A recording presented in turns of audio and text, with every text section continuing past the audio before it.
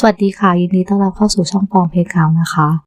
จากตอนที่แล้วระหว่างเรารอศาสตราจารย์ฟิกกลับมาจากลอนดอนเราจะมาเข้าเรียนรวมทั้งหาข้อมูลเกี่ยวกับหน้าในหนังสือที่หายไปกันนะคะเนื่องจากการประคบนาตี้และการเข้าเรียนวิชาสมุนไพรศาสตร์เป็นเมนเควสเรากลัวเนื้อเรื่องจะดำเนินต่อไปเรื่อยๆโดยไม่หยุดดังนั้นเราจะมาเก็บไซด์เควสกันก่อนนะคะเนื่องจาก assignment ที่ 2 ของศาสตราจารย์เฮกกัดบังคับให้เรากลิ้งหลบศัตรู10 ครั้งและไล่คาถาอินเซนดิโอใส่ศัตรู5 ครั้งดังนั้นเราจะประหยัดเวลาโดยการไปซ้อมคอมโบคาถาแข่งทัวร์นาเมนต์คอร์สบอลจะได้ทำไซด์เควสทั้งหมดไปพร้อมๆกันเลยนะคะโดยในคอร์สบอลรอบชิงนั้นเราต้องทำลายเกราะสีแดงด้วยเดเมจสเปลหรือคาถาสร้างความเสียหายเช่นอินเซนดิโอกันนะคะดังนั้นก็ใช้คาถานี้รวมทั้งกิ้งให้เรียบร้อยเพื่อเก็บ assignment ของเฮกกัดไปพร้อมกันเลยเมื่อจบการแข่งขันเราจะได้เป็นแชมเปี้ยนของทัวร์นาเมนต์ตอนนี้เราก็กลับไปหาเฮกกัดได้แต่เนื่องจากตอนนี้เป็นเวลากลางคืนเราเลยยังไม่สามารถทำเควสได้แต่เราสามารถถามเฮกกัดว่าเธอเคยเรียนที่ฮอกวอตส์หรือไม่ซึ่งเราได้ข้อมูลเพิ่มเติมว่าอยู่บ้านเลเวนคอร์เคยเป็นหัวหน้านักเรียนและเรียนปีเดียวกับศาสตราจารย์แบ็คดูเหมือนว่าเราจะตกใจเล็กน้อยที่ทั้งสองอยู่ชั้นเดียวกันแต่เฮกกัดเล่าว่าเธอเคยทำงานเป็น unspeakable หรือปิดปากเงียบแห่งกองปริศนาซึ่งส่งผลต่ออายุและรูปลักษณ์ของเธอจริงๆแล้วเราสามารถกดเปลี่ยนเวลาจากกลางคืนเป็นกลางวันเลยก็ได้แต่ไหนๆแล้วเราว่าเราจะไปทำอย่างอื่นให้เสร็จก่อนกลับมาที่นี่ในตอนเช้านะคะตอนนี้เราจะมาทำเมนเควสและเข้าเรียนวิชาสมุนไพรศาสตร์ของศาสตราจารย์กาลิกกันดีกว่านะคะโดยวันนี้เราจะมาเรียนเกี่ยวกับรากแมนเดกกันซึ่งก่อนจะย้ายกระถางแมนเดกเราต้องป้องกันหูจากเสียงของแมนเดกด้วยเมื่อย้ายเสร็จกาลิกจะสอนวิธีการปลูกสมุนไพรโดยเราจะต้องเอาเม็ดดิทานี่ที่เราซื้อมาปลูกในซกกระถางของเรากันนะคะโดยดิทานี่เป็นวัตถุดิบสำคัญในการทำน้ำยาวิกเกนเวลเพื่อใช้ฟื้นฟูพลังชีวิตนะคะซึ่งในการปลูกเราก็เพียงเลือกเมล็ดที่จะปลูกจากนั้นก็รอเวลาให้โตแล้วก็เก็บได้นะคะกาลิกยังจะสอนเพิ่มเติมเกี่ยวกับ Chinese Shopping Cabbage หรือผักกาดขาวจอมเขียวโดยลินเดอร์จะเป็นคนพาเราไปยังเรือนกระจกวิงหลังเพื่อเรียนรู้วิธีใช้นะคะโดยเราจะต้องเก็บผักกาดมาและโยนใส่หุ่นซ้อมด้วยปุ่ม L1 ผักกาดก็จะเคี้ยวหุ่นจนพังก่อนจะกลับไปหากาลิกอีกครั้งเราก็สามารถเก็บผักกาดและสมุนไพรอื่นๆให้หมดเรือนกระจกเลยก็ได้จบจากวิชาสมุนไพรศาสตร์แล้วเราจะได้รับเควสใหม่ให้ไปเรียนวิชาปรุงยากันต่อโดยวิชานี้เราจะได้ศาสตราจารย์ชาร์ปเป็นผู้สอนนะคะ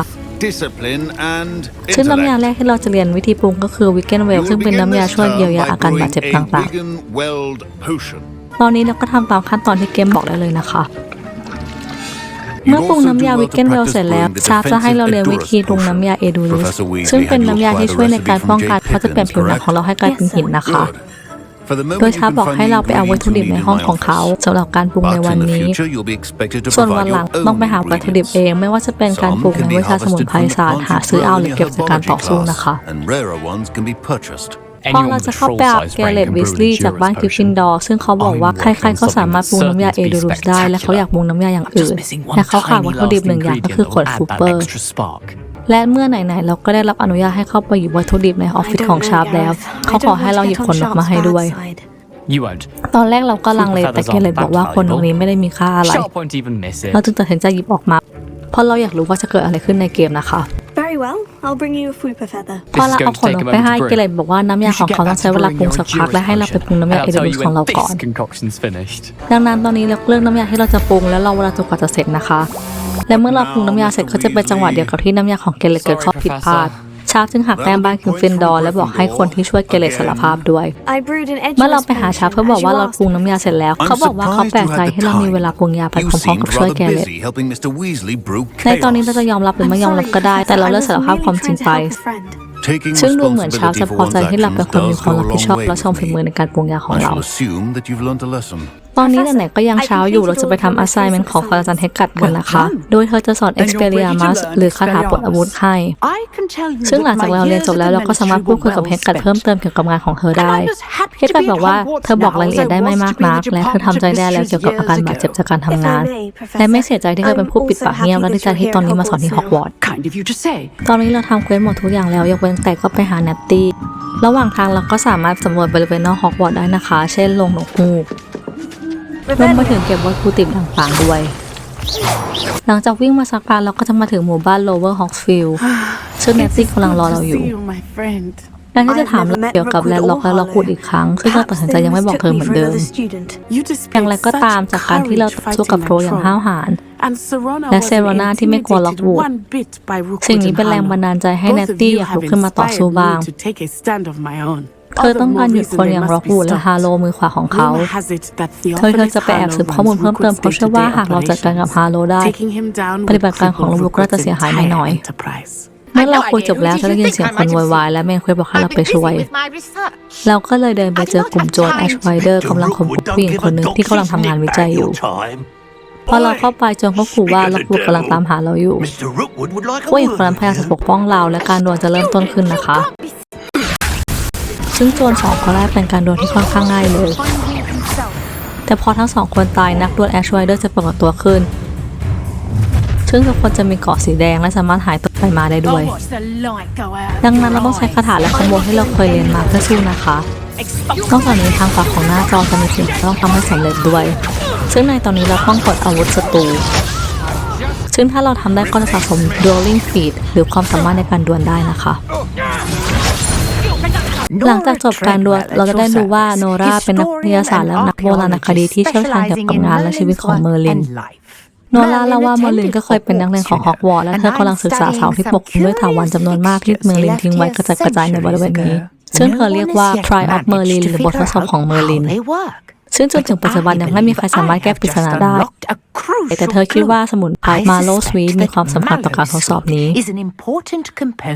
เมื่อเราวางสมุนไพรตรงกลางวงหินบนพื้นแล้วเราต้องไขปริศนาโดยเมื่อเราลองใช้อินเซเนียลแล้วไฟจะติดที่คบเพลิงและจมหายลงไปเราสังเกตว่ามีเสาอื่นๆอีกแต่เราใช้คาถาไม่ทันเสาก็เด้งกลับขึ้นมาเราเลยลองใหม่อีกครั้งและไล่อินเซเนียลใส่เสาทั้งหมดซึ่งเมื่อทำสำเร็จแล้วเสาของโมลินก็จะปรากฏขึ้นแล้วเราก็จะทำการทดสอบสำเร็จนะคะโนล่าบอกว่าการทดสอบจะมีลักษณะแตกต่างกันไปซึ่งเราสามารถลองทำได้เมื่อจบการทดสอบเราจะได้จดหมายว่าอัลดิชลิกาลีอดีตรัฐมนตรีกระทรวงเวทมนต์ซึ่งตอนนี้อยู่ในภาพวาดในห้องนั่งเล่นของฮัฟเฟิลพัฟต้องการคุยกับเราแต่ไหนๆเราก็มาหมู่บ้านใหม่แล้วเรามาสำรวจกันหน่อยนะคะจริงๆแล้วในหมู่บ้านนี้มีไซเควส2-3 อย่างที่เราสามารถทำได้เช่นช่วยนักเรียนหาสมบัติของครอบครัวที่อยู่ในทะเลสาบรวมไปถึงช่วยอาร์ตกอบลินนักวาดภาพที่ถูกขโมยเกวียนไปในหมู่บ้านยังมีร้านขายน้ำยาเล็กๆซึ่งเราสามารถถามอะไรก็ได้เกี่ยวกับหมู่บ้านนี้จากพ่อค้าซึ่งเขาเล่าว่ามีกอบลินชื่อเพอร์กิตคอยโจมตีพ่อค้าเล่แล้วก็เลยเดาว่าน่าจะเป็นคนเดียวกันที่ปล้นเกวียนของอาร์ตนะคะระหว่างที่เราซื้อขายของกันอยู่ดีๆเพลงก็จังหวะดูตื่นเต้นแปลกๆพอออกจากหน้าจอซื้อของเท่านั้นแหละแล้วก็เจอว่ามีแมงมุมเดินโจมตีเราอยู่เมื่อจบการต่อสู้แล้วเราสามารถเช็คที่ความท้าทายแล้วจะพบว่าเราได้ปลดล็อกโหมดใหม่นั่นก็คือคอมแบทหรือการต่อสู้ซึ่งขนาดจะมีความท้าทายต่างๆเช่นชนะพ่อมดแม่มดสายมืดชนะแมงมุมหรือทำความสามารถในการดวลจำนวนเท่านี้เพื่อปลดล็อกของนะคะซึ่งยังมีหลายอย่างล็อกอยู่ซึ่งก็น่าจะเป็นศัตรูประเภทต่างๆนะคะดังนั้นก่อนจะกลับไปเมนเควสเราจะไปเคลียร์ค่ายกอบลินเอาเกวียนคืนให้อานก่อนนะคะซึ่งระหว่างทางเราก็สามารถเก็บฟิลไกด์เพจหรือลองทำแบบสำรวจเมอร์ลินซึ่งอันนี้เราแก้ปริศนาไม่ได้นะคะเลยข้ามไปก่อนนอกจากนี้เรายังจะเจอแมงมุมกับสิ่งอื่นเต็มไปหมดดูเหมือนว่านอกฮอกวอตส์และฮอกสมิธค่อนข้างอันตรายพอสมควรเลยพอมาถึงค่ายกอบลินแล้วเราก็ต้องจัดการกอบลินซึ่งมีจำนวนค่อนข้างมากพอสมควรเราไม่อยากโดนลุมเลื่อยยื่นทางจากค่ายหน่อย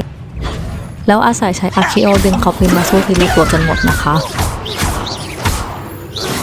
เมื่อเคลียร์ค่ายแล้วก็อย่าลืมเก็บวัตถุดิบเงินหีบ